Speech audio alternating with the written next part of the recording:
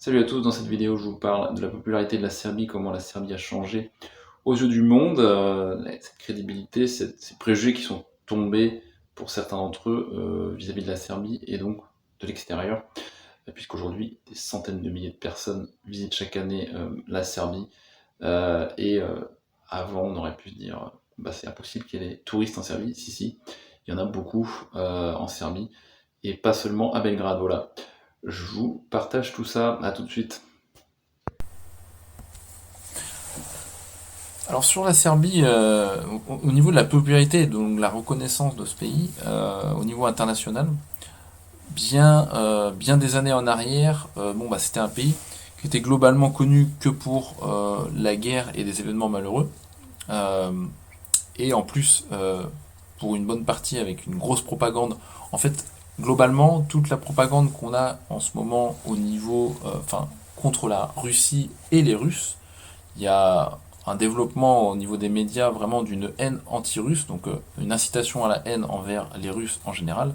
C'est vraiment ce qui se développe dans les médias, comme si tous les Russes étaient responsables des actes de Poutine qui engage une armée dans un territoire, alors qu'il y a plein de gens qui sont russes et qui sont contre la guerre, tout simplement de ces peuples frères. Mais on a en fait une propagande qui vient de ce monde occidental et donc de la France qui suit les États-Unis à tous les niveaux.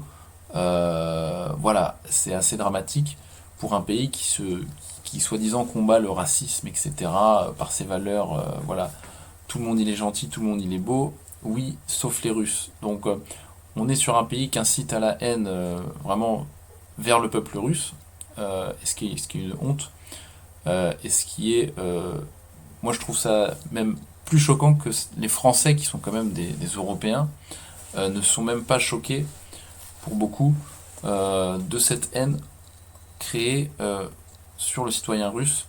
Il y a un réel racisme qui se produit.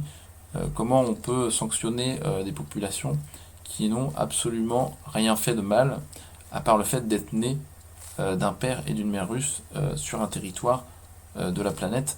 Et ces gens, eh bien, on doit voilà, les faire payer plus partout, les interdire pour ceci et cela. C'est une vraie honte.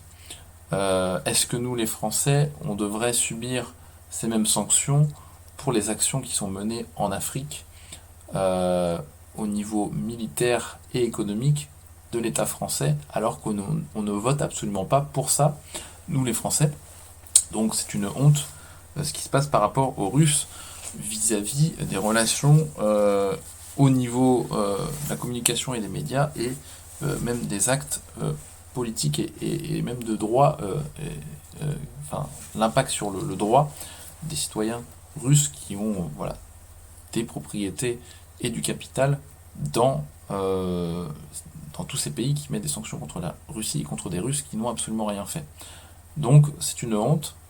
Donc voilà dans quel pays on vit, hein, dans un pays qui incite au racisme entre blancs. C'est assez hallucinant de voir tout ça.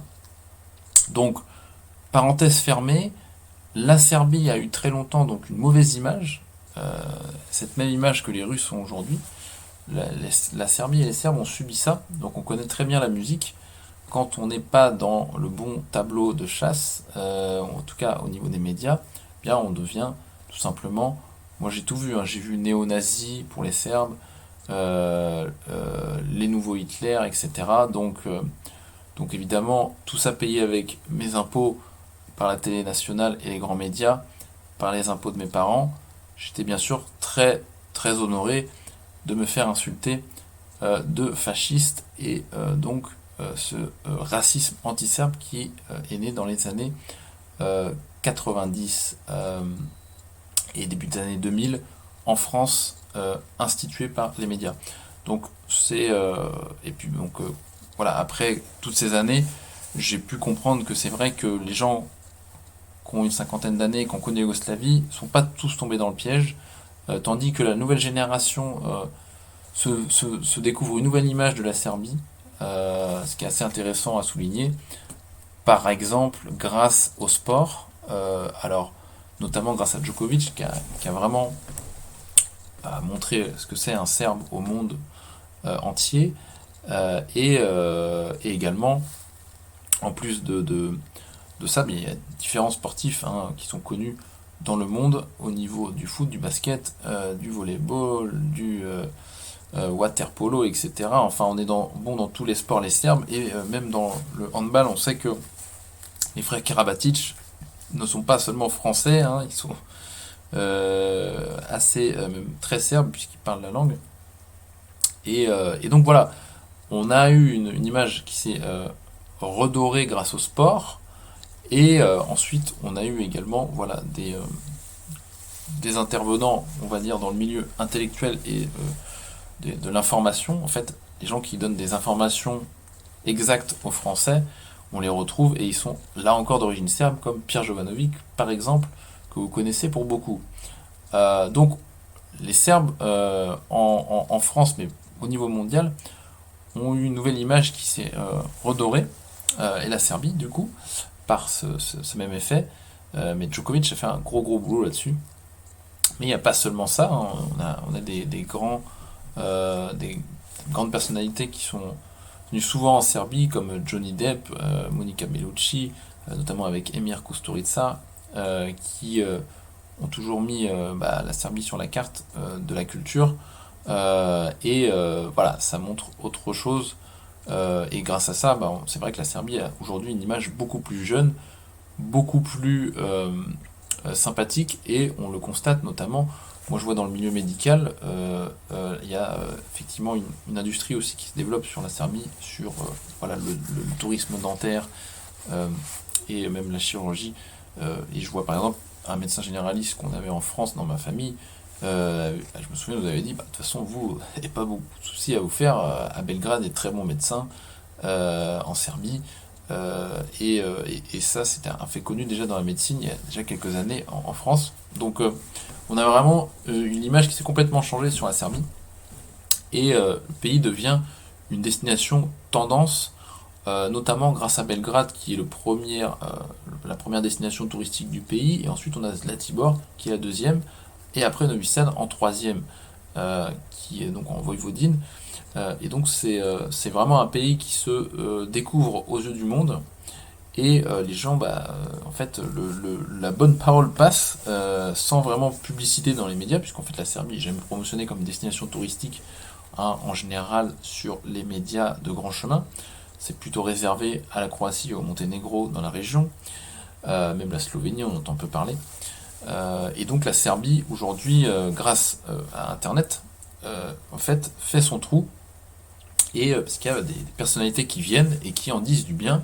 Et donc ça fait le tour de la planète, tout simplement. Donc c'est un pays, la Serbie, qui devient vraiment très tendance. Et malgré... donc il y a vraiment... c'est le début de la croissance, mais malgré cela, on voit qu'il y a vraiment encore un déficit réellement de reconnaissance et de connaissance tout court de ce pays. Quand je vois la nouvelle génération qui connaît vraiment pas sa géographie, je parle de ma génération, ceux qui sont nés dans les années 90 et après, eh bien on voit qu'ils ne connaissent même pas la France, donc je parle même pas de l'Europe et du monde, mais en général les gens ne connaissent absolument rien à la géographie, et ils ont plus entendu parler de destinations qui sont à 3, 4, 5 000 km de chez eux que des destinations qui sont à 2 heures d'avion de chez eux. Et je me souviens d'une remarque, par exemple, qui m'avait fait rire, mais bon, qui me fait plus pitié qu'autre chose. Une collègue de travail qui avait dit, mon frère avait dit, tiens, moi je vais en Serbie, moi, bientôt. Et la fille elle avait compris Serbie, mais croyait que la Serbie c'était un pays qui était situé à côté de la Syrie. Donc, vous voyez un peu le niveau de culture en France, qui n'est plus approuvé. On sait que le niveau de l'éducation en France est une catastrophe. Mais bon, c'est quelque chose qui est voulu au niveau de l'éducation, de faire perdre l'identité aux gens et leur culture pour les manipuler plus facilement. Bref, parenthèse fermée, c'est pour vous donner un ordre d'idée quand on est encore très loin. Je pense que s'il aurait dit je vais en Croatie, mon frère, la fille ne lui aurait pas dit oh la Croatie c'est à côté de la Syrie. Non, je pense pas qu'elle aurait dit ça. Donc voilà, mais bon, c'est un exemple comme ça, mais il y a beaucoup de gens qui ne savent pas où est la Serbie, et qui ne connaissent pas tout simplement la géographie européenne.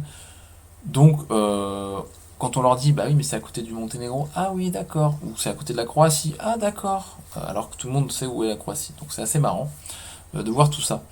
Bref, la Serbie, en tout cas, a une nouvelle image et ce n'est pas pour nous déplaire.